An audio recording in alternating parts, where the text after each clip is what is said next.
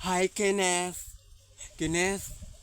Grabe ay bugnaw na kayong panahon, Kenneth ay. Nagkalagyo pa dyan ta, Kenneth ay. Nangasuya dyan ko sa mga best friend ay kailang uyab, naras duol. Nya, tingtugnaw ba ya, permi lang sila magdit-dit ay. Makalaway ug makasuya kay lang gihimo dong Kenneth ay. Ya samtang kita, long distance relationship ta. Kalain ba ya ani Kenneth ay makanahuna sa kog dautan ba pero di jud nako ay pugan jud akong kaugalingon Kenneth nga di ko makabinuang sa to relasyon dong Kenneth ay. Karos amang ko nimo ulion Kenneth oy. Kay gimingaw na jud kay ko nimo Kenneth ay.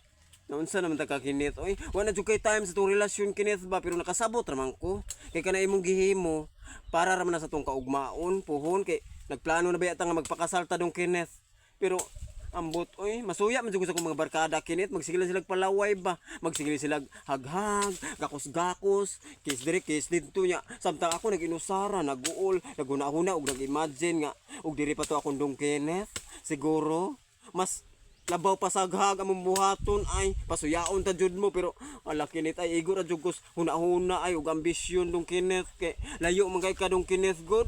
Gusto na ko dong Kenneth ba nga mobalhin kag trabaho di sa tuwa dool dong Kenneth oy para kay og tipanahos ting tugnaw sa makaron permi lang gauwan-ulan nya wa koy magakos unlan rin taon akong gakso nya mag-imagine ko sa imong naong drawing-drawingan ako ang unlan nga mo ni imong naong kay aron lang jud ganahan ko nya igabot gana wa ra di ay unlan ra di ay Kenneth oy ari na taon ko Kenneth oy uli na taon ha. Uli na dong, ikaw mas mong kontrata, ayaw nag-renew dong, ayaw nag-renew, ha?